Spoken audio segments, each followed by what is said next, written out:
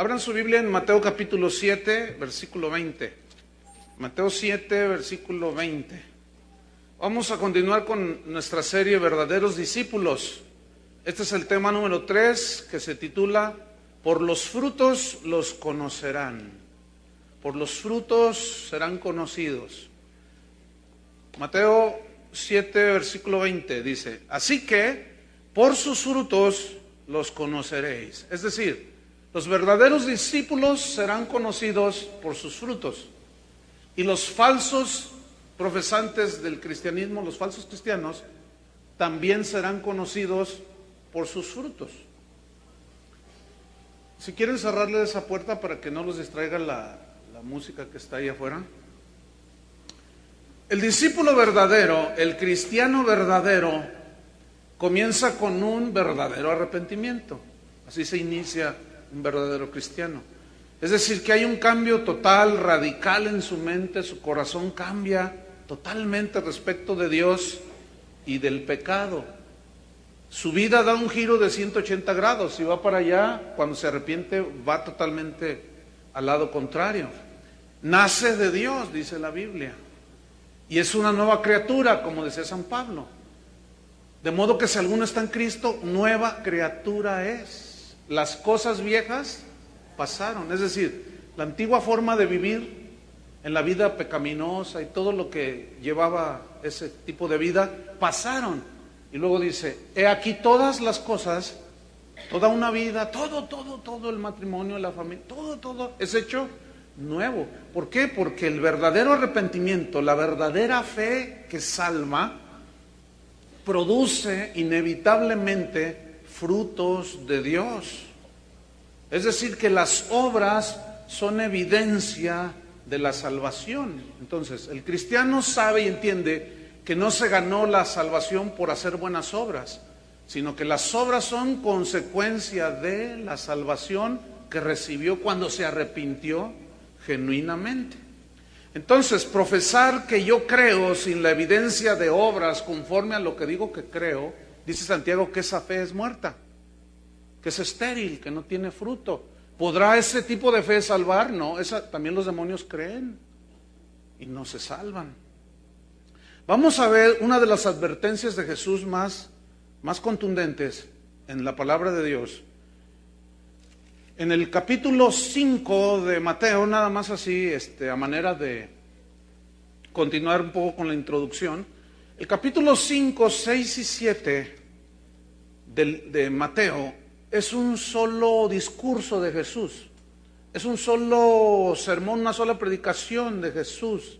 Y si ustedes notan en el 5:1 dice que viendo la multitud subió al monte y sentándose vinieron a él sus discípulos. Y abriendo su boca, versículo 2, les enseñaba. Entonces, Jesús se dirige a sus discípulos. Y aquí en el versículo 13, de 7:13, vamos a tomar un poco en el contexto del versículo que dimos como base para nuestra enseñanza.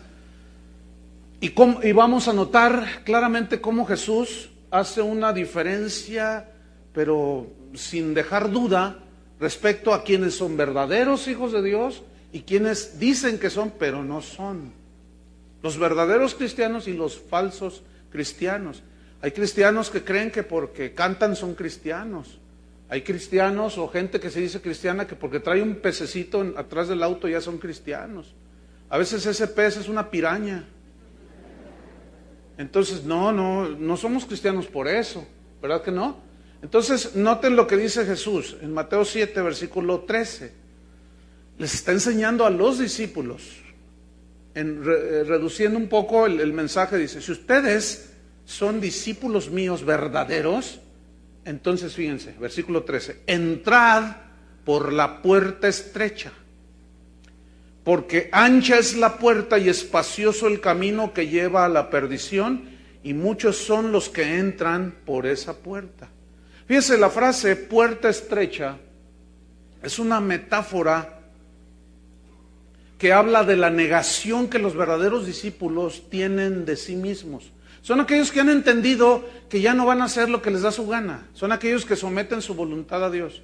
Son aquellos que toman su cruz cada día, se niegan a sí mismos y van en pos de Jesús. Esa puerta estrecha es una metáfora pues de esa vida que ya no te dejas arrastrar por la corriente del mundo, los apetitos de la carne, sino que los refrenas, luchas contra el mundo. Y no es fácil entrar por esa puerta estrecha. Cuando alguien entra a un estadio, a un cine, a un lugar público con un boleto en la mano, no entran todos en montón, ¿verdad que no? Entra uno por uno. Y si ustedes se fijan, la entrada es bien reducida. Hay hasta unos tubos ahí que restringen un poco la entrada, porque nada más se vale entrar de a uno. Pues así es, la entrada es tan estrecha, dice, pero luego hace una antítesis, dice, porque ancha es la puerta, y ahí usa una antítesis, es decir, lo contrario de puerta angosta es puerta ancha. Ahora, esta puerta ancha, dice, esta puerta es ancha y espacioso el camino que lleva a la perdición. Es decir, que la puerta ancha, no, pues ahí son del montón. Ahí entra el montón. Es ese tipo de vida que es caracterizada por un libertinaje donde cada quien hace lo que quiere, aunque vengan a la iglesia. Cada quien hace lo que quiere.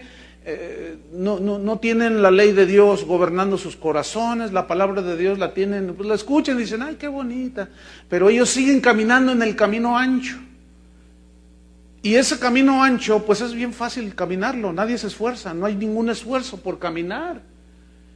Y muchos cristianos, o gente que se dice cristiana, que está dentro de las iglesias, debo de decirles esto, están caminando por la puerta ancha, han entrado por la puerta ancha, caminan el camino que es ancho, pero debo de decirles cuál es el fin de ese camino que al hombre le parece correcto, pero su fin es camino de muerte.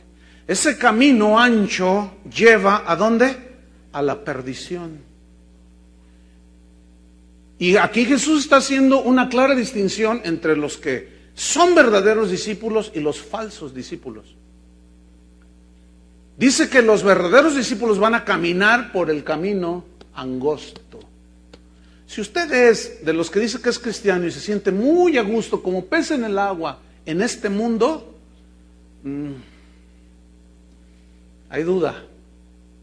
Porque un verdadero cristiano se siente totalmente intranquilo en este sentido, totalmente fuera de ambiente, vamos a ponerlo así. Se siente totalmente fuera como un pez que es sacado del agua. No se siente en su ambiente natural. Entonces dice que este camino lleva a la perdición, el camino ancho. Es ese tipo de iglesias que enseñan un camino ancho, donde a la gente le dicen que Dios es amor. Y si es amor, ¿están conscientes de eso? Pero también Pablo decía, mirad la bondad y la severidad de Dios. Entonces también Dios es un Dios que se enoja. Es un Dios de ira. Dice en Hebreos que hay de aquel que cosa tremenda es caer en manos de un Dios vivo. Horrenda cosa, dice. Cuando se va a recibir el juicio de Dios. Entonces Dios es amor y por amor mandó a su Hijo. Pero el que lo rechaza y camina en el camino ancho y hace lo que le da su gana, pues ahí la cosa se pone muy difícil. Ahora viene una frase que a mí me pone muy nervioso en alusión al camino ancho. Que dice que este camino que lleva a la perdición, dice, y muchos son los que entran por ella, o sea, por esa puerta ancha, y caminan ese camino ancho. Muchos son. Entonces yo me pregunto, cuando se reúnen en estadios, 100,000 supuestos cristianos, supuestamente a alabar a Dios, ¿cuántos realmente están caminando el camino angosto?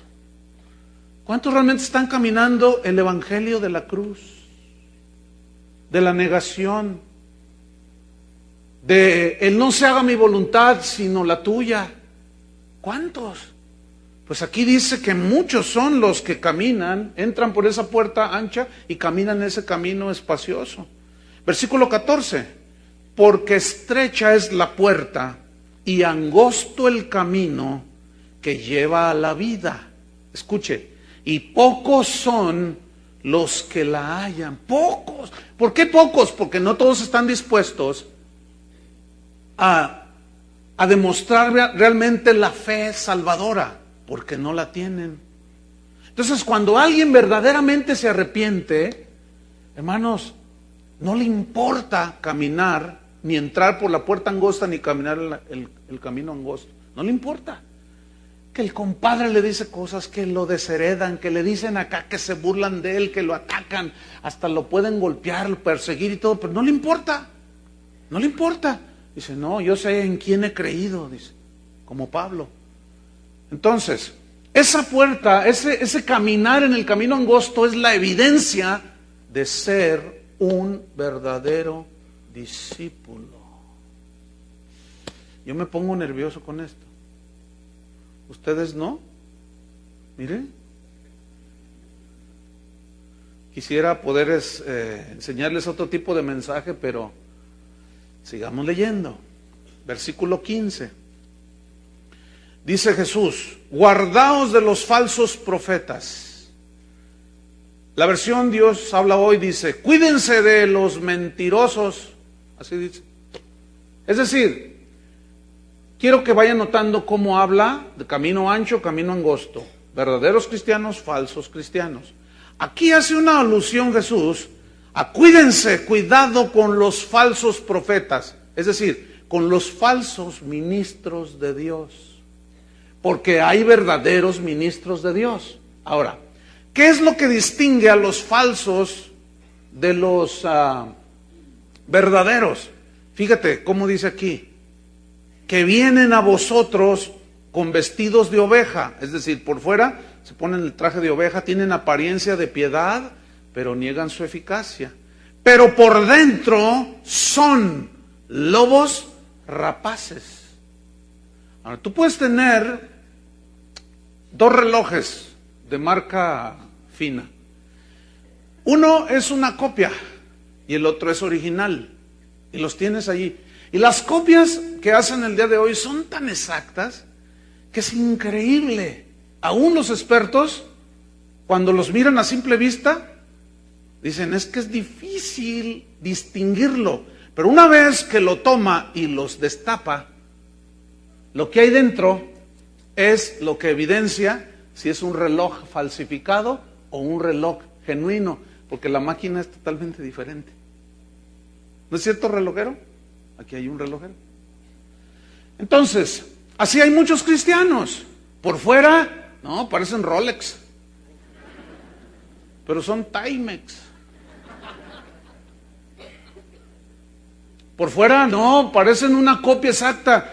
Pero lo que está dentro, y Jesús hablaba de lo que estaba dentro de esos falsos. Ahora, esos falsos maestros, esos falsos profetas, enseñan un falso evangelio.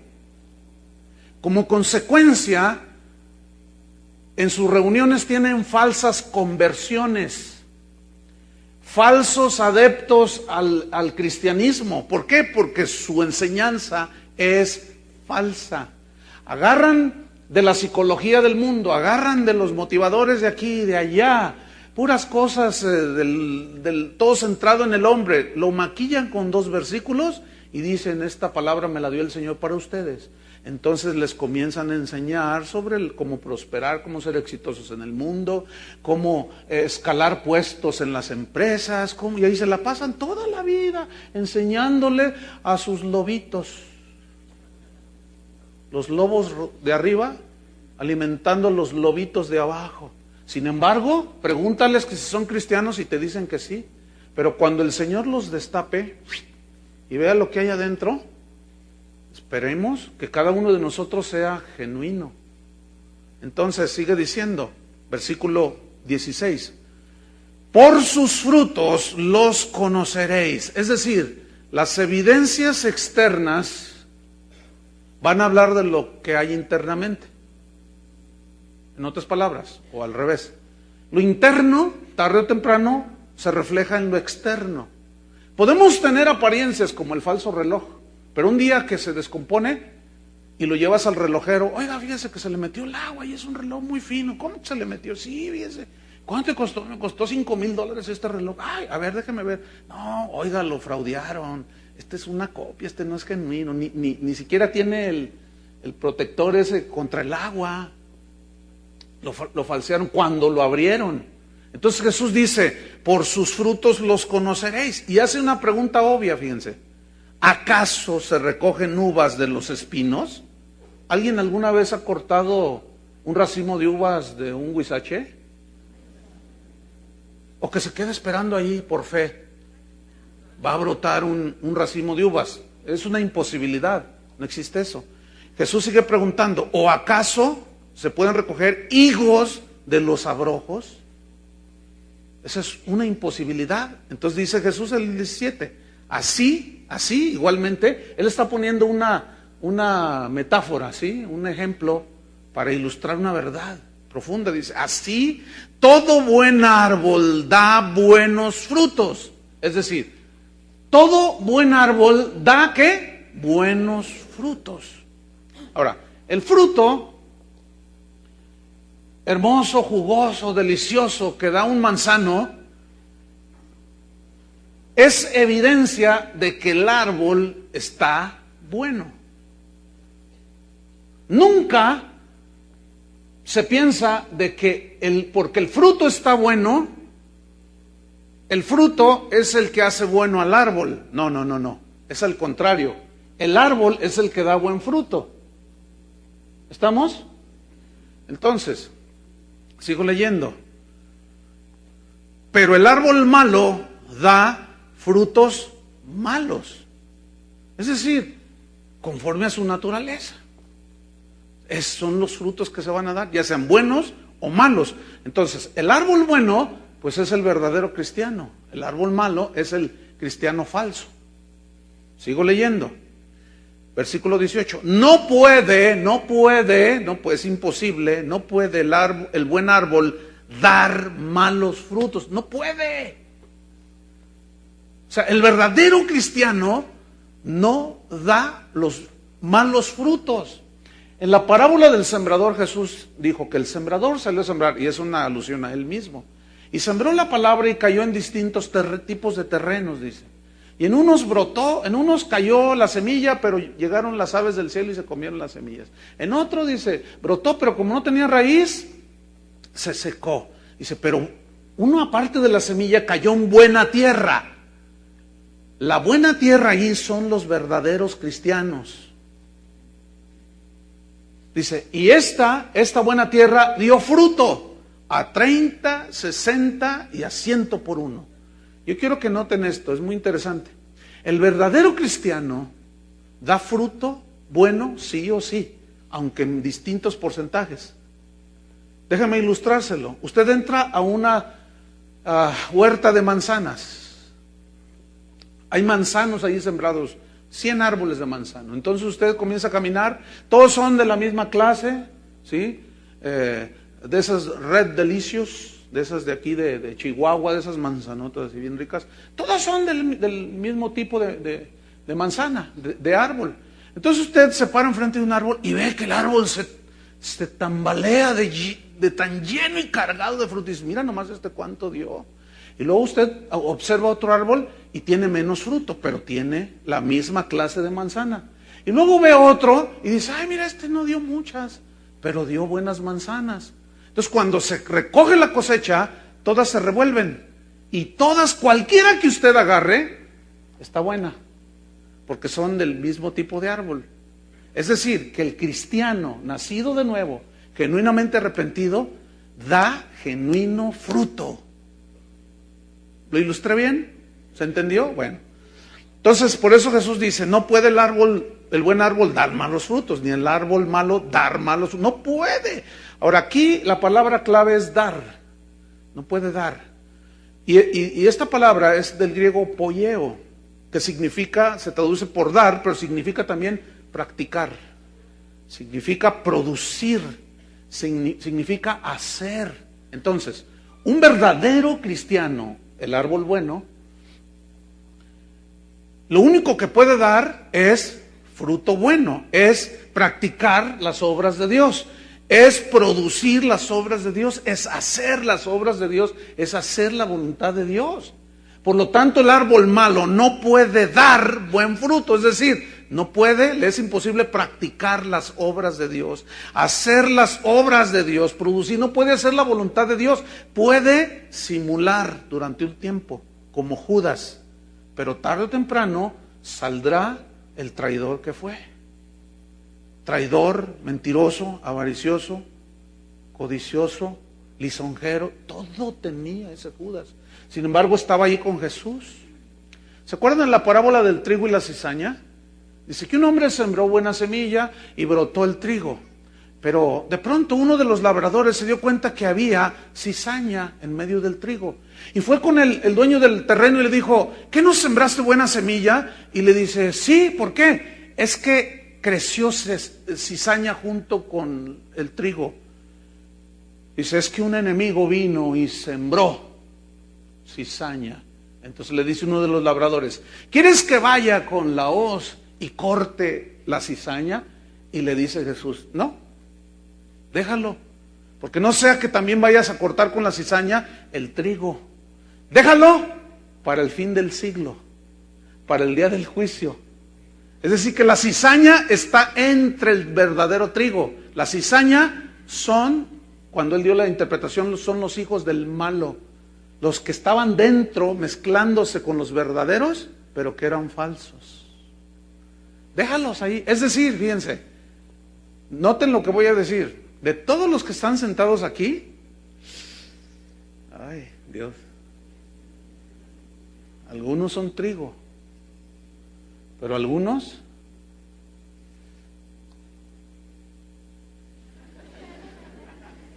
no lo son. Por sus frutos se conocerán. Tú incluso puede pasar años y seguir aparentando. Pero acuérdense que Jesús habló de lo interno. Sigo leyendo. Versículo número 19. Todo árbol que no da buen fruto es cortado y echado en el fuego. La frase echado en el fuego es una metáfora del infierno. Porque lo que no da fruto se corta y se seca y sirve se hace leña y sirve para atizar el fuego. Bien, todo árbol que no da buen fruto. ¿El buen fruto qué es? Hay gente que confunde dar buen fruto con llenar un auditorio. Pregunta, ¿llenar un auditorio en un concierto significa que el cantante está dando buen fruto?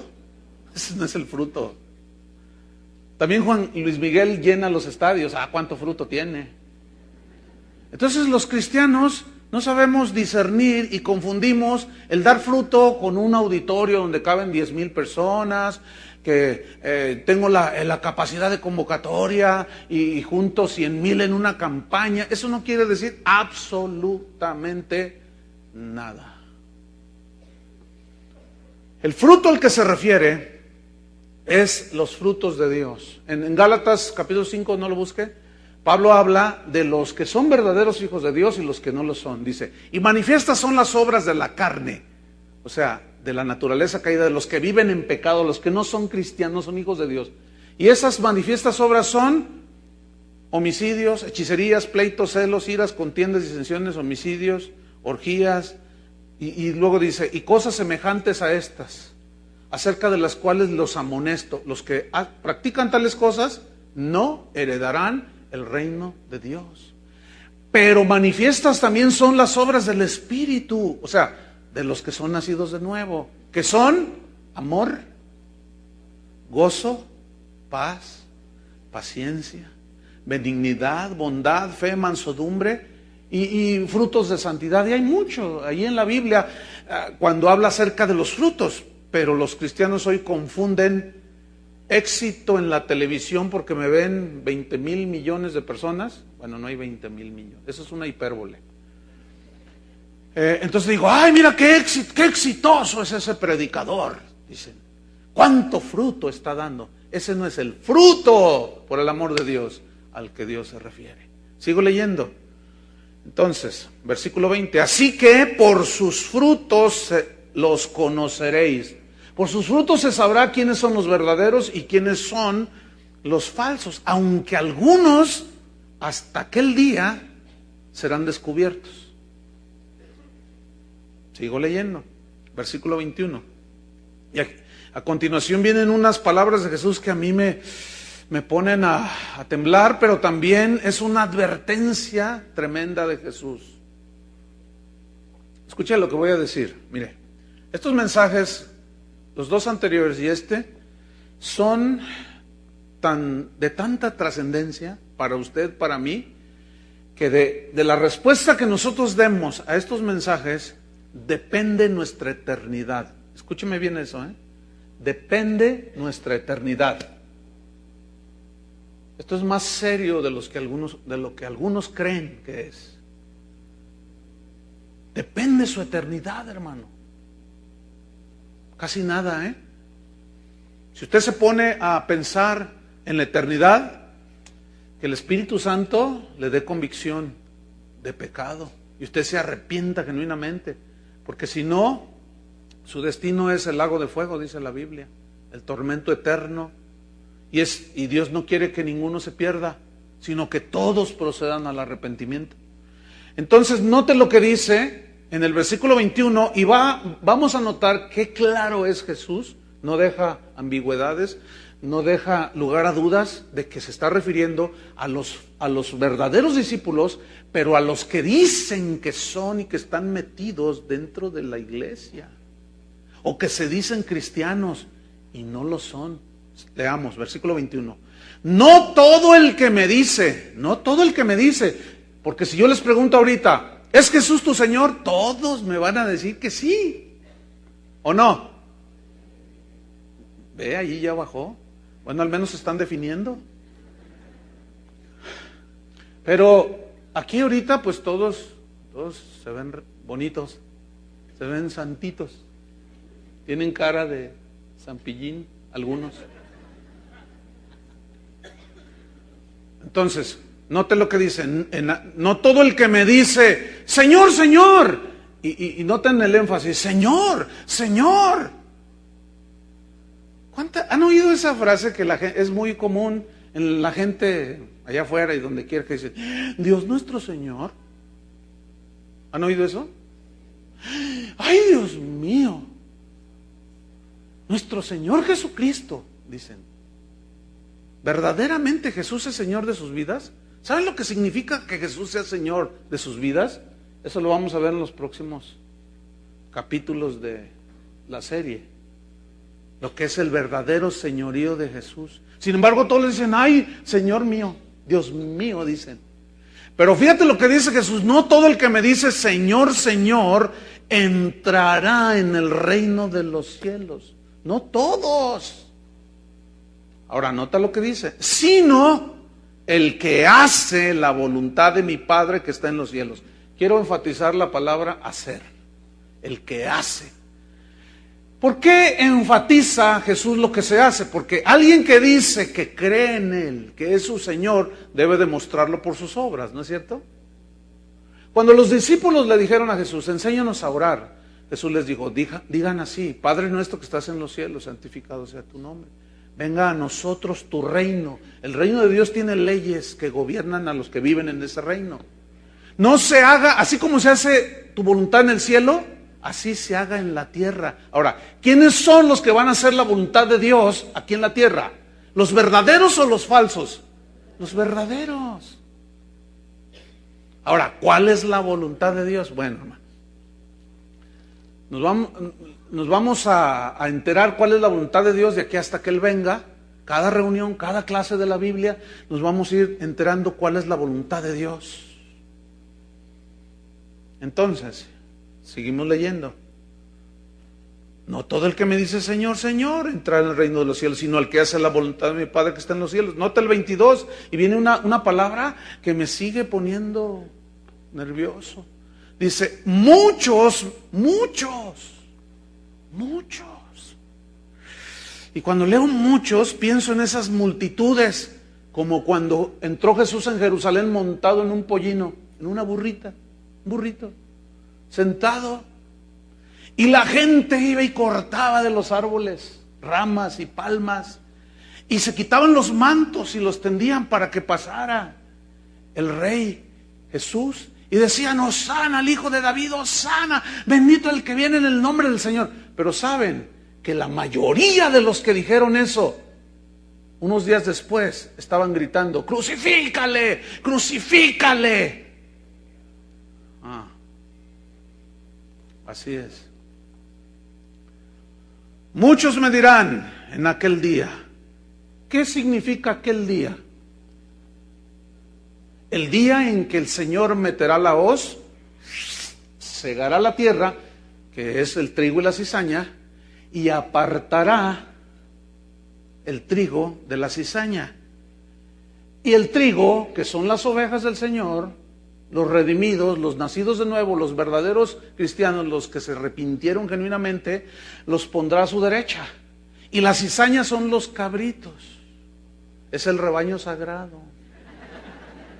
Y fíjense, dice, a los de su derecha les dirá, entrad, entrad, benditos de mi Padre, entrad al reino que fue preparado para vosotros. Y a los de su izquierda dirá, malditos, entrad, ¿a dónde? Al fuego eterno, preparado para el diablo y sus ángeles. Entonces, eso se refiere la frase aquel día. Seguimos leyendo. Muchos me dirán en aquel día, y este será su argumento, Señor, Señor. Y piensan que Jesús se va a maravillar, se va a pantallar, se va, ay, porque le dicen, Señor, Señor. Ay, dime, hijito. Señor, Señor, dice, y sacarán sus argumentos, y alguno se llevará de alguna manera su laptop, su PC portátil, dirá, mira, fíjate, aquí está un video de mis campañas, Señor, mira, fíjate, de todo lo que yo hacía, mira, aquí está, Señor, Señor, Señor, ¿no profetizamos en tu nombre? Aquí profetizar no se refiere a la profecía de 1 Corintios donde dice que se habla a la congregación para exhortación, consolación. No, aquí profetizar, la palabra griega, habla de hablar la palabra de Dios. De predicar quiere decir allí profetizar en el griego. Ahora bien, ¿qué profetizaron? ¿Qué predicaron estos falsos cristianos? Estos falsos maestros. ¿Qué predicaron? Falsa enseñanza. No predicaron al Cristo de la cruz, al Cristo crucificado. No. Negaron la cruz de Cristo. No se negaron a sí mismos, se negaron a negarse a sí mismos. Y ahora hasta viajaron en cruceros. Otro día me llegó un correo allí, una invitación, pero era alguien que me dijo, mira Chuy, ¿hasta dónde hemos caído? Y venía allí un póster, cuando abro el correo, y decía, venga un crucero por el Caribe durante 8 días, $2,100 por persona. Y venían las fotos de los oradores y de los cantantes. Dice, pasaremos un tiempo maravilloso con una piña colada. Y no dice así, Yo estoy ahí ya. Pero, fíjese nada más, qué negados, ¿verdad? Qué cruz de Cristo, ¿no? Nada que ver. Entonces dice, muchos me dirán en aquel día, Señor, Señor, nosotros predicamos en tu nombre. Mira, aquí están las campañas, ve cuántos se convertían. ¿Qué más dice? Ahora, yo quiero mencionar algo muy importante. Los 3 argumentos que ellos sacaron a luz dicen en tu nombre. Ahora, ¿en dónde estaba el poder? ¿En lo que decían estos falsos o en el nombre de Jesús? Porque ante el nombre de Jesús se dobla toda rodilla, dice la Biblia. Y los demonios y todas las enfermedades se doblan ante el nombre de Jesús. Entonces, estos usaban el nombre de Jesús, pero no eran verdaderos cristianos. Lo cual nos establece una verdad contundente. No todo el que predica es verdadero discípulo de Jesús, es verdadero ministro de Jesús. Por eso Jesús dijo, guardaos de los falsos maestros. Vean lo que enseñan, ahí ustedes se van a dar cuenta quién es el verdadero, si se predica el verdadero evangelio o el evangelio de la prosperidad y de la superfe y de la autoestima y quién sabe cuántos evangelios andan por allí. Sigue diciendo, y en tu nombre echamos fuera demonios. Mira, Señor, aquí está, ve cómo exorcizamos a ese. Y el Señor ahí mirando la PC, ¿verdad? Wow, qué impresionante. Mira nomás. Demonios salían gritando y chillaban. En mi nombre lo hiciste, en tu nombre lo hicimos, Señor. ¿Y qué más hiciste? Pues mira, y en tu nombre hicimos muchos milagros. Mira, Señor, mira, permíteme. Ahí está, mira, fíjate. Ahí está, play. Ahí está, mira, hasta oro caía del cielo. Mira, ve esa señora cómo está toda dorada. Parece la chica dorada de... Mira, cuánto oro recogieron los hermanos. Cuántos milagros, sí, mira. Mira el testimonio de esta señora. Fíjate, y lloré por ella. Y luego sale una señora, hermanos, yo tenía cáncer, tenía diabetes, tenía colitis, tenía todos los itis. Dice, y aquí el hermano puso sus santas manos sobre mí. Ya ves, Señor, mira. Y yo dije, en el nombre de Jesús, reprendo la enfermedad. Y se sanó. Sigamos leyendo. Entonces les diré, ay, qué bendición. Oh, cómo me honraron. ¿Así les dirá? Yo quiero que ustedes noten lo que está diciendo Jesús. Y entonces les declararé. Ahora, ¿creemos en milagros? Sí. ¿Cuántos creen en milagros? ¿Se acuerdan que Judas aún echó fuera demonios? ¿Sanó enfermos? Y era un falso cristiano. Lo sigue habiendo. Por eso, hermanos, no se dejen apantallar de cualquier milagrero. Ahora, hace un rato nosotros oramos, y en la mañana también, y en la reunión de ayer, por gente que está enferma. Creemos en milagros. Y los hemos visto. Y cada día no hay día que no haya testimonio de que Dios hizo algo maravilloso. Pero noten, los verdaderos cristianos creen y las señales los siguen. Los falsos cristianos usan el nombre de Jesús, pero fíjense lo que les dijo. Entonces les declararé, significa les daré una sentencia. Nunca os conocí. Aquí el verbo conocer habla de una intimidad. Aquí es netamente espiritual. Es una palabra que también se usa en la Biblia cuando dice que Adán conoció a su mujer. Significa que tuvieron relaciones sexuales íntimas. Y habla entonces de una intimidad que tiene aplicación literal, física, pero también espiritual. Entonces, aquí cuando le dice, nunca los conocí, nunca tuvimos una comunión espiritual. Porque la comunión es con la nueva criatura que nace dentro de ti. Lo que es nacido de la carne, carne es. Lo que es nacido del espíritu, espíritu es. Nunca los conocí.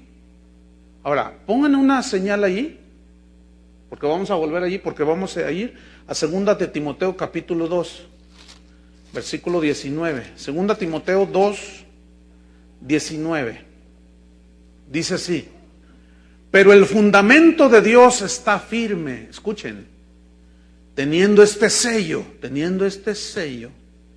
esta marca. Conoce el Señor a los que son suyos. Es la misma palabra conocer. Fíjate. A los verdaderos arrepentidos, verdaderos cristianos, el Señor conoce a los que son suyos. Y acá en Mateo les dice, apartados de mí, nunca los conocí. Nunca. Ahora volvamos a Timoteo. Conoce el Señor a los que son suyos, y escuchen, los que son suyos, los que son verdaderos, apártese de iniquidad todo aquel que invoca el nombre de Cristo. ¿Apártese de qué? De iniquidad, de la maldad, del pecado, la mentira, del fraude. Tienes que demostrar que si te estás convertido, hasta la leche se sanó. ¿Se acuerdan del lechero? Apártese de iniquidad. Ahora volvemos a Mateo. Nunca os conocí, apartados de mí, hacedores de iniquidad, hacedores de maldad. ¿Están notando las antítesis ahí? Bueno, malo, malo, bueno, angosto, ancho, puerta ancha, puerta angosta, camino ancho, camino amplio, espacioso. ¿Las están viendo? Verdaderos cristianos, falsos cristianos, iglesias verdaderas, iglesias falsas, falsos maestros, maestros genuinos. ¿Se fijan cómo? Miren, cómo me gustaría que existiera el purgatorio. Para así te podía cobrar $500 porque Chuy García o Chuy Mariscal te dieron un concierto de alabanza para sacarte de ahí del purgatorio. No existe el purgatorio. Ese fue un invento recaudatorio. Bueno, nunca, les declaré, nunca os conocí, apartaos de mí, hacedores de maldad. La palabra maldad, la palabra iniquidad, viene de una palabra griega que se llama anomia. Esta palabra anomia, maldad, significa sin ley. Pero ¿cómo? A ver, explíquenos, pastor, con mucho gusto. Anomia, maldad sin ley, significa que tú hiciste lo que te dio tu gadarena gana. Que tú venías a la iglesia, pero le hacías a loco, le hacías que eras, pero no eras. Son de ese tipo de simpatizantes del evangelio que se sientan cada domingo en las iglesias y dicen, ay, qué bonito, pero es exagerado el pastor. Exagera el pastor, no es para tanto, ni tanto que queme al santo, ni tanto que no le alumbre. Es como a la mujer, ni todo el amor, ni todo el dinero, ¿no? O sea, o sea, tibio, pues tibio. Son esos que están sentados los domingos en las iglesias y dicen, bueno, traen unos broncones, están a punto de divorciarse. Entonces ella o él le dicen, vamos a pedir consejo. No podemos, necesitamos un consejo que nos digan qué dice la Biblia, qué dice Dios. A mí, yo no necesito que nadie me diga. Yo no quiero ventilar mis asuntos personales netamente con nadie. Yo puedo solo, sí, cómo no. Tú puedes tanto, ¿verdad? Esos son, o sea, no aceptan un consejo, no reciben la palabra de Dios, siempre la están cuestionando, siempre dicen, sí, pero no es para tanto. No, sí, pero mira, esto sí está bueno, esto sí me gusta, pero esto no. Esos son, sin ley, son ley para sí mismos. Por lo tanto, son hacedores de maldad. Ahora sigo leyendo. Bueno, hasta allí vamos a quedar. Quiero que vayamos a 1 de Juan, rápidamente. Porque aquí es un pasaje que quiero tomar, que escribió el apóstol Juan, pero quiero hacer una anotación. Este pasaje fue dado para los hijos de Dios, para los cristianos verdaderos. Sin embargo, Juan sigue haciendo la misma distinción entre los verdaderos y los falsos. Entonces, estamos notando cómo la Biblia es muy clara. Solo hay buenos y malos. Hay lobos y ovejas. No hay lobo-ovejas. No existe eso de lobo-ovejas, ¿verdad que no? No hay eso de bueno o malo. No existe eso. O eres bueno o eres malo. O eres lobo o eres oveja. No hay. ¿Eres frío o caliente? Entonces, capítulo 3, versículo 1 de 1 de Juan. Dice, mirad, cuál amor nos ha dado el Padre. Oh, qué amor. ¿Cuántos han disfrutado ese amor? Que derraman sus lágrimas de gratitud, como al principio que adorábamos al Señor. Qué tremendo. No hay nada más maravilloso que tus pecados sean perdonados. Imagínate, lo que te llevaba al infierno fue borrado por un genuino arrepentimiento. Eso es una maravilla, hermano. Y eso te mete en la relación con Dios y te da la paz que solo Dios sabe dar. ¿Qué amor nos ha dado el Padre para que seamos llamados hijos de Dios? Por esto el mundo no nos conoce, no hay intimidad entre el verdadero cristiano y el mundo. Por eso dice Santiago, todo el que se hace amigo del mundo es adúltero, dice. Habla de un adulterio espiritual. Juan mismo y Jesús mismo decían, están en este mundo, pero no son del mundo. No améis al mundo ni las cosas que están en el mundo. Ahora, cuando dice mundo, ¿se refiere al globo terráqueo? No, se refiere al tipo de vida que lleva la gente que es anomia, que no tiene ley de Dios en sus vidas, que hacen lo que les da su gana, que nadie los gobierna, son gobierno para ellos mismos. No aceptan la voluntad de Dios. Y la voluntad de Dios es vuestra santificación, que os apartéis del pecado cada día. Entonces dice, por esto el mundo no nos conoce, porque no le conoció a Él. Es decir, un cristiano verdadero, nacido de nuevo, no se siente a gusto en este mundo. Si tú te sientes como pez en el agua en este mundo, algo anda mal dentro de ti. Escuchen bien, es irreconciliable que un verdadero cristiano se congenie con el mundo. Bueno, hoy el mundo está premiando a los cristianos. Háganme favor.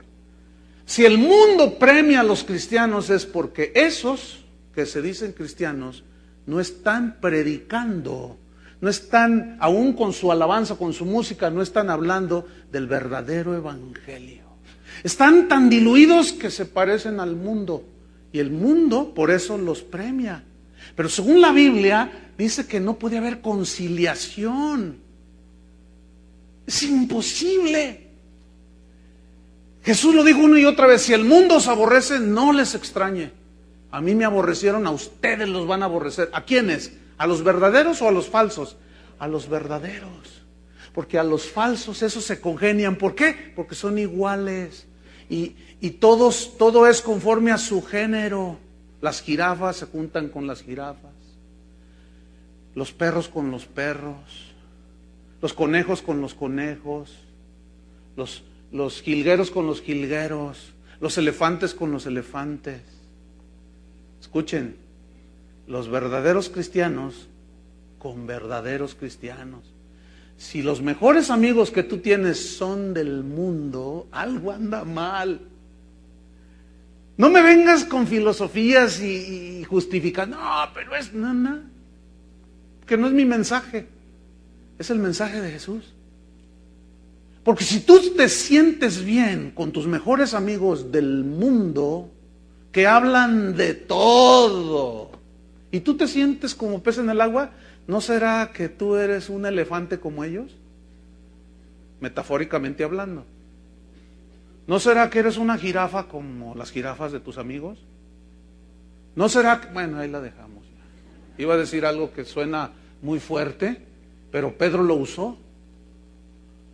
Dice, el cerdo lavado que regresa y vuelve a revolcarse en el cieno, nunca dejó ser un cerdo. Es fuerte, es fuerte. O el perro que vomita y luego va y se come el vómito. ¿De qué habla? De que nunca se convirtieron, nunca fueron genuinos. ¿Sabes que aún cuando Dios le dio a Moisés la ley de los animales limpios e inmundos, ¿qué creen que estaba simbolizando también? Es que Dios muchas cosas las puso así en metáforas, en simbolismos. Y los animales inmundos, ¿a quién crees que simbolizan? A los falsos creyentes en Dios.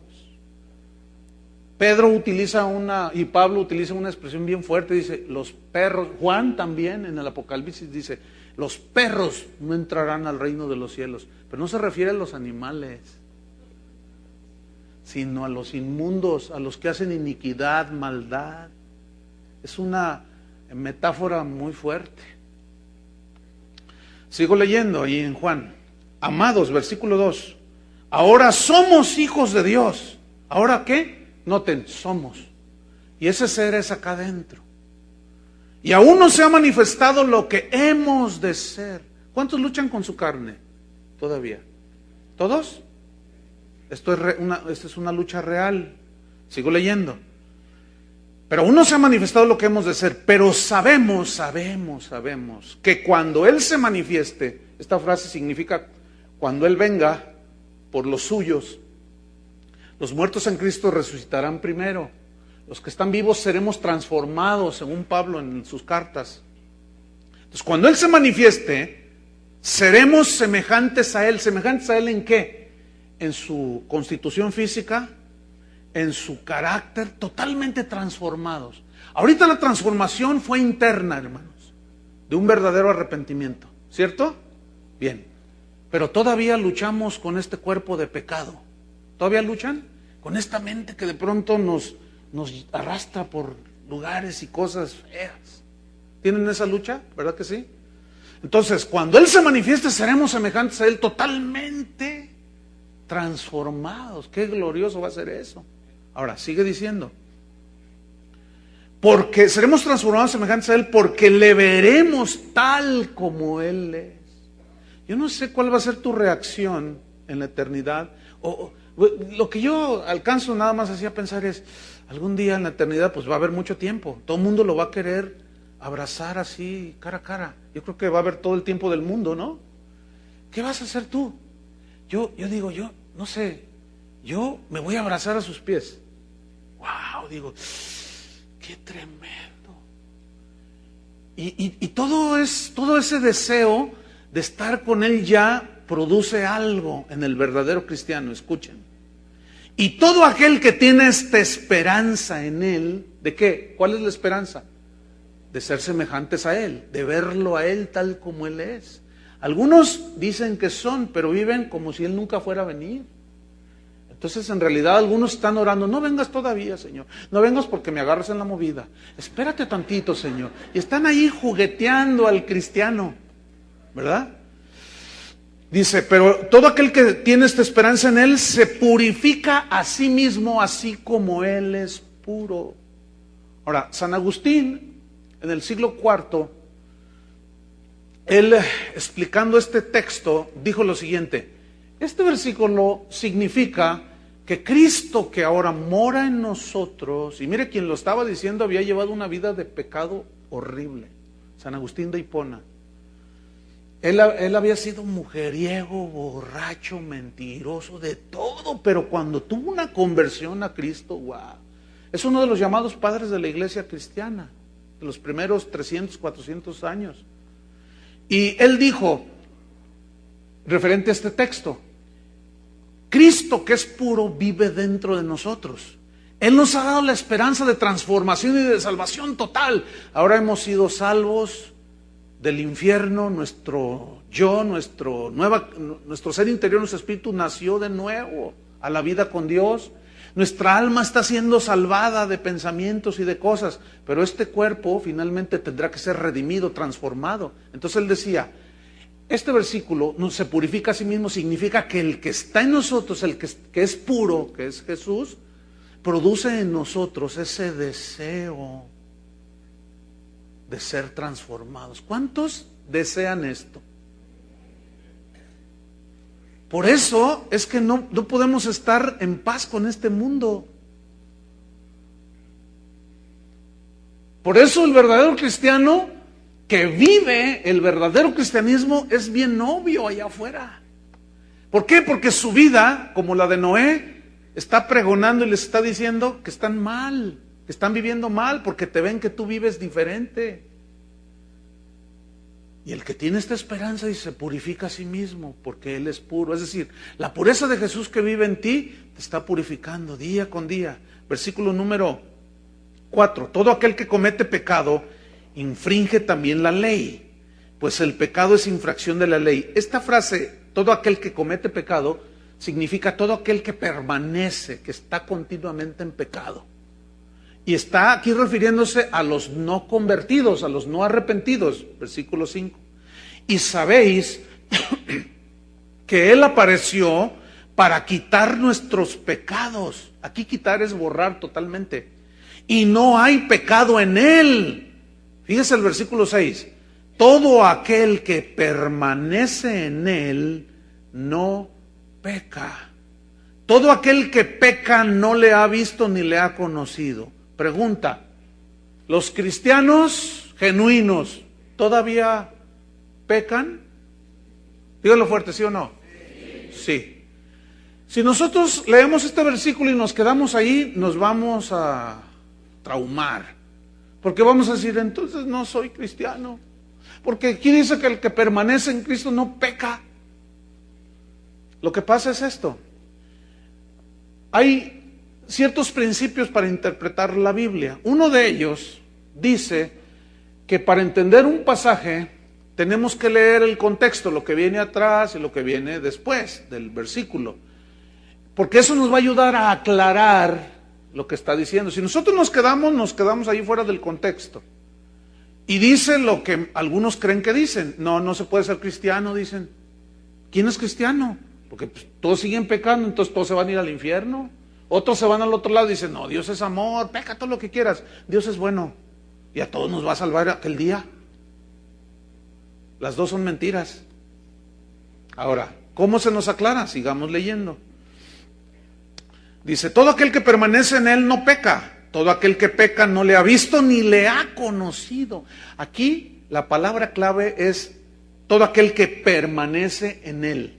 Y aquí la palabra permanecer es una palabra griega, meno, que significa vivir permanentemente, como los que tienen casa propia. Tú vives ahí vives ahí, vives continuo. Esa es tu casa, ahí vives día tras día. Cuando ya estás a punto de morir, se las dejas a tus hijos. Viviste toda tu vida ahí. Permaneciste ahí en tu casa. Entonces, ¿qué dice aquí? Todo aquel que permanece, que vive en él constantemente, por toda la vida, que camina el camino angosto, no peca, dice. Y todo aquel que peca, o sea, que vive en el pecado continuamente, no le ha visto ni le ha conocido. Ahora, yo les pregunté hace un momento, los cristianos que estamos verdaderamente arrepentidos, o que decimos, o que dicen, ¿seguimos pecando los cristianos verdaderos? Sí, fíjate, Primera de Juan, capítulo 1, versículo 9, te lo está diciendo ahí. Si confesamos nuestros pecados, Él es fiel y justo para perdonar nuestros pecados y limpiarnos de toda maldad. Si confesamos, o sea, seguimos pecando. Capítulo 2, versículo 1. Hijitos míos, estas cosas os escribo para que no pequéis. Y si alguno hubiere pecado, abogado tenemos para con el Padre, Jesucristo el justo. En este versículo la palabra clave es hubiere pecado. Esa palabra habla de una eventualidad. Eventualmente un genuino arrepentido pecará. ¿Por qué? Porque estamos en esta naturaleza, en este cuerpo de pecado. Pero ya no permanecemos en el pecado. Miren, hace rato que estábamos en la alabanza, aquí el hermano, se me fue tu nombre, discúlpame. Alejandro, es un tremendo guitarrista, muy buen guitarrista. Casi nunca se equivoca, porque es muy bueno, pero hoy dio un guitarrazo. ¿Te diste cuenta o no? Entonces estábamos con los ojos cerrados, estábamos adorando al Señor y dio otro acorde distinto, se oyó por allá. Entonces el otro ingeniero allí que está conmigo, dijimos, ay, fue la guitarra, ¿verdad? Y luego dice el otro, dice, qué raro, dice, él casi nunca se equivoca. Eventualmente da guitarrazos. Pero la mayoría de las veces, casi siempre, toca bien, fíjense. Así es el verdadero cristiano, camina con Dios. Ama a su esposa, a sus hijos, camina y de repente ¡zas! ¿Se acuerdan de Pedro? ¿Me vas a negar 3 veces? No, yo hasta la muerte, Señor. ¿Me vas a negar 3 veces y va a cantar el gallo? Después de que tú me niegues 3 veces. No, yo. Y de pronto prenden a Jesús. Pedro se acerca y dice, ¿tú andabas con ellos? No, ni lo conozco. El Cristo, Jesús ese. No, ni sé quién es. No, te vimos con él. No, yo fui ahí porque mi mamá me llevó a fuerza. Tú andabas con él, tu misma manera de hablar te delata. No, que no. Y empezó a maldecir, dice. Y en ese momento a Jesús lo iban golpeando, lo estaban golpeando. Y dice la Escritura en uno de los evangelios que Jesús, cuando él lo negó a Jesús, dice que cantó el gallo. y se acordó, dice, de lo que Jesús le había dicho. Se acordó. Y saliendo de allí, dice, lloró amargamente. Pedro, el gran hombre de Dios, falló. Pero su negación fue eventualmente. ¿Entienden? No fue una constante. Fue un tropiezo allá. Entonces, aquí la palabra clave es permanecer. Entonces dice, hijitos míos, estas cosas les escribo para que no pequéis. Si alguno hubiere pecado, abogado tenemos para con el Padre, a Jesucristo el justo. Pregunta, ¿ese abogado para con el Padre, para quién es? ¿Para los verdaderos cristianos o los falsos? Los verdaderos, porque los verdaderos están cubiertos con la sangre de Cristo, y cuando se tropiezan como Pedro, van con el Señor y dicen, Señor, Padre, en el nombre de Jesús. Y Cristo es el abogado. Pero uno que no es genuino, va con el Padre y dice, Padre, en el nombre de Jesús, y como no está arrepentido, no tiene acceso. Porque lo único que nos hace acceso es la puerta. ¿Quién es la puerta? Cristo. La puerta, una. Hoy hay predicadores que dicen, no, Dios es tan bueno que los hindúes se van a salvar. Los krishnas, Dios conoce su corazón, son genuinos. En iglesias cristianas que están predicando en este momento alrededor del mundo. Yo tengo mucha información sobre eso. Se está predicando un evangelio falso. Volvamos para terminar a 1 de Juan 3, versículo 8. En el 7. Hijitos, nadie os engañe. ¿Por qué dice nadie os engañe? Porque se habían filtrado falsos maestros y falsos cristianos entre la comunidad aquí a la que Juan les escribió, que los engañaban, les decían, el cuerpo no tiene nada de malo si tú pecas con el cuerpo, porque los filósofos griegos decían que lo que importaba era el espíritu, el alma, decían ellos. Pero lo que se hace con el cuerpo no importa, porque el cuerpo se deshace y se hace polvo. Entonces ellos había una dicotomía allí, había algo que dividían ellos y decían, bueno, lo importante es lo interno, pero lo que se hace con el cuerpo no importa. Y Pablo los desengaña a los corintios que eran griegos y les dice, ¿qué no sabéis que sois templos del Espíritu Santo? De manera que cualquiera que se une con una ramera, una carne es con él. No, dice, ¿que ignoráis que somos templo del Espíritu Santo? Y estos falsos habían entrado, hermano. Cuando tú escuches un cristiano que dice, no importa, Dios, gloria a Dios, es bien buena onda el Señor. Pues tú pecas y te perdona, pecas y te perdona, pecas y te perdona. Pues Dios es amor. Aguas con esos. Son estos. Que no te engañen, porque sí hay consecuencias. Sigo diciendo, leyendo. Hijitos, nadie os engañe. El que hace justicia es justo, como Él es justo. Es decir, el que permanece en Cristo, ese hace justicia, vive en justicia. Ahora, nos está aclarando el versículo 8 todavía más. El que practica el pecado es del diablo, porque el diablo peca desde el principio. Ahora, el que practica, aquí la palabra clave es el que practica. Y esta palabra habla de una repetición constante. Día tras día, lunes, martes, miércoles, jueves, lo mismo, pecados. Así una práctica que ni te esfuerzas por pecar, te sale por los poros. O sea, y luego tu esposa que es cristiana verdadera te dice, ay, mi amor, es que ¿quién puede? Te aseguro que hasta el pastor hace de las suyas. Y lo embarran a uno, y embarran a Chuy, y embarran al otro, y lo hacen igual que ellos, y todo el mundo, ¿a poco crees que? No? Y siempre se está justificando el que practica el pecado. Miren, cuando yo estaba joven,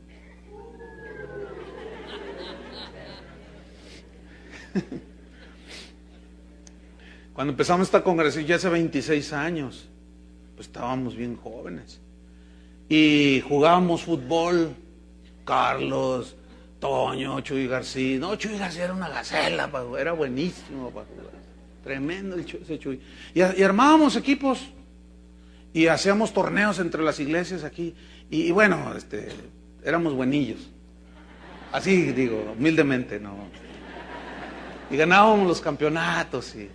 Y bueno, pues yo metía golecillos y mi hermano era bueno para driblar a los adversarios y jugábamos. Y miren, ahorita, hermanos, la pelota yo nada más la sigo con la vista. Así. Yo ahorita ya no puedo yo tirar con chanfle y meterle efecto. Ya no. Pero pregúntenle al Jimmy los golazos que le metía. Un día le metí uno de media cancha. Pregúntenle al Jimmy, el que vende los discos. Y se metió y todos, el pastor, ra, ra, ra. Ay, hermanos, pero pónganme ahorita un balón de fútbol. Ya no sé ni cómo tirar un penalti. No sé si se le pega con la rodilla o con la mano. ¿Se acuerdan de un jugador de las Chivas, Chava Reyes, que le hicieron un homenaje? Y el triunfalista del dueño dijo, que tire los penaltis, él que tire un penalti. Entonces se la pensó el viejito dijo, entonces los otros jugadores le decían, no, tienes que practicar. Dice, bueno, pues es que ese fue el mejor goleador de las Chivas. ¿Cuántos dicen amén? Ese, ahorita, para que tire un penalti, está en chino, ¿Saben por qué? Por una simple y sencilla razón, ya no practica. Ya no practica. Bueno, aquí está. El que practica el pecado es del diablo. ¿Tú practicas el pecado? ¿Por qué? Porque dejaste de hacerlo. ¿Pero todavía pecamos? Pero si confesamos nuestros pecados, Él es fiel y justo para perdonarnos. Pero ya no practicamos el pecado, ya no permanecemos en el pecado. ¿Me están siguiendo? Para esto apareció el Hijo de Dios, para deshacer las obras del diablo. ¿Qué significa esa frase? Significa deshacer las consecuencias y la ligadura que teníamos con el pecado, que nos hacía esclavos del pecado. Para esto vino Jesús, para romper las ligaduras y no ser más esclavos del pecado. Fíjate el versículo 9. Todo aquel que es nacido de Dios no practica el pecado. ¿Se les aclaró? Porque la simiente de Dios permanece en él. Otra vez ahí, vive en él. Y no puede pecar. La frase no puede pecar significa y no puede practicar ya el pecado. Ya no puede practicar. Porque la simiente de él permanece en él. Porque es nacido de Dios. Y en esto se manifiestan los hijos de Dios y los hijos del diablo. Todo aquel que no hace justicia y que no ama a su hermano, no es de Dios. Fíjense.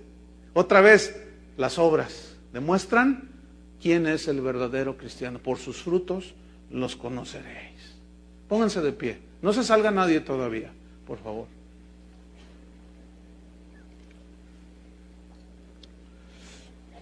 Abra su Biblia en el Salmo 51. David escribió este salmo. Los verdaderos hijos de Dios, hermanos, no somos infalibles. Seguimos fallando, ¿verdad que sí? Seguimos pecando, pero ya no practicamos el pecado. Pero los que no son verdaderos hijos de Dios siempre se están justificando. Le echan la culpa a la esposa, al esposo, a la suegra, al clima, al gobierno. Ellos nunca reconocen sus pecados, sus errores. Siempre los están echando en las espaldas de otros.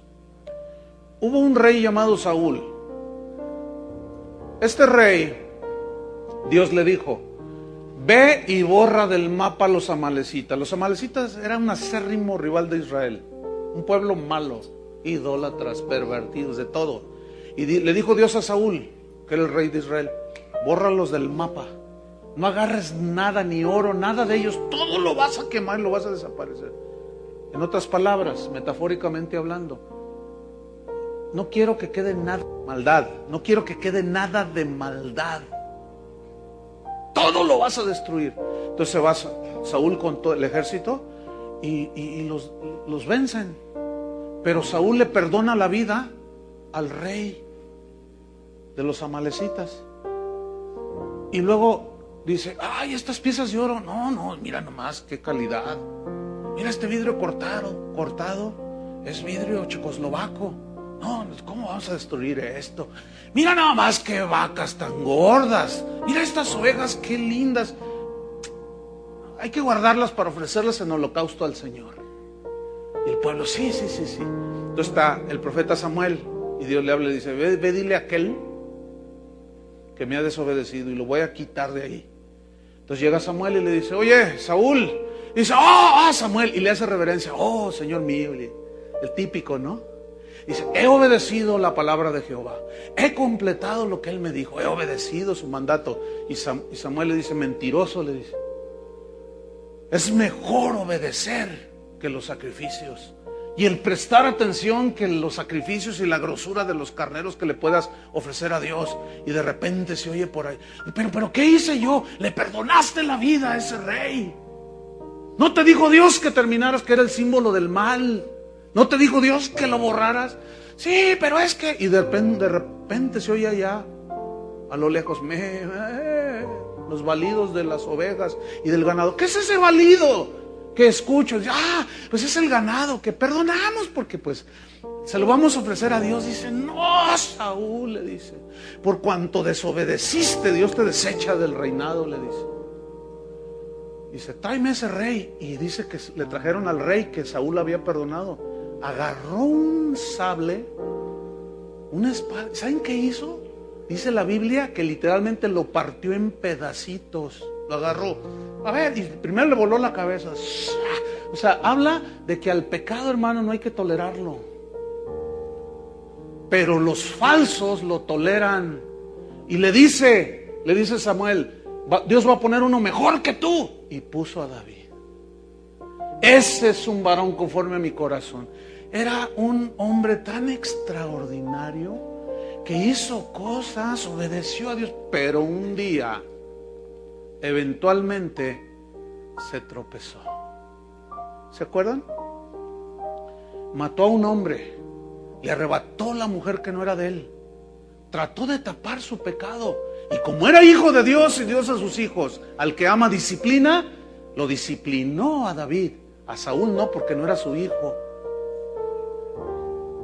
Y le mandó un profeta, Natán, y le dijo, ve y dile esto. Y por medio de una parábola, había un hombre rico que le llegaron huéspedes y en lugar de ofrecerle uno de su ganado que tenía tanto, fue con el vecino y le quitó, nomás tenía una ovejita y se la quitó y se los ofreció. Entonces David salta de celo y de enojo porque era un hombre justo, pero había pecado. Y dijo, el que hizo tal, que muera. Dice, pues eres tú, le dice. Entonces David, en ese momento, no le dijo, ¿y tú quién eres para juzgar? Yo soy el rey. No es de esos payasos que todo justifican, de esos que le ponen bozal a sus ovejas para que no hablen del ungido de Jehová. ¿Qué hizo el verdadero rey de Israel, David? ¿Qué hizo? Salmo 51. Vean, leámoslo. Ten piedad de mí, oh Dios, conforme a tu misericordia. Conforme a la multitud de tus piedades, borra mis, escuchen, rebeliones. Lávame a mí más y más de mi maldad y límpiame de mi pecado. Porque yo reconozco mis rebeliones y mi pecado está siempre delante de mí. Contra ti, y lo repite, contra ti solo he pecado y he hecho lo malo delante de tus ojos. He hecho lo malo, para que seas reconocido justo en tu palabra y tenido por puro en tu juicio. He aquí, en maldad he sido formado y en pecado me concibió mi madre. He aquí, tú amas la verdad en lo íntimo y en lo secreto me has hecho comprender sabiduría. Purifícame con hisopo y seré limpio, lávame y seré más blanco que la nieve. Hazme oír gozo y alegría y se recrearán los huesos que has abatido. 10. Crea en mí, oh Dios, un corazón limpio y renueva un espíritu recto dentro de mí. No me eches de delante de ti ni quites de mí tu Santo Espíritu. Esta oración nosotros ya no la hacemos no quites delante de mí tu Santo Espíritu, porque no lo puede quitar. Ese es el sello en el verdadero cristiano y no lo puede borrar ese sello. Versículo 12, vuélveme el gozo de tu salvación y espíritu noble me sustente. Entonces enseñaré a los transgresores tus caminos y los pecadores se convertirán a ti. Líbrame de homicidios, oh Dios, Dios de mi salvación, y cantará mi lengua tu justicia. Ese es un verdadero cristiano. No el que no peca, sino es alguien que ya no permanece en el pecado, que no practica, pero cuando falla, lo reconoce. Oremos. Señor, te damos gracias. Señor, concédenos por gracia el genuino arrepentimiento a cada uno. Aquellos que ya son nacidos de nuevo y que han ensuciado sus manos, sus pies, lávanos, Señor, de nuestras maldades, nuestros pecados, las cosas que en ocasiones eventualmente nos arrastran. Límpianos, Señor. Y aquellos que nunca han sido limpiados desde su interior, concédeles, Señor, que se arrepientan. Toca sus duros corazones. Hacedores de maldad son, aunque algunos vengan y vayan a las iglesias. Revélate a cada uno de nosotros, Señor, y que seamos de esos que caminan en el camino angosto, que entran por la puerta angosta. Ayúdanos, Señor, a perseverar, porque la perseverancia es la evidencia indiscutible de que somos verdaderos hijos de Dios. En el nombre de Jesús, ten misericordia de nosotros, Señor. Amén. Que Dios los bendiga, hermanos.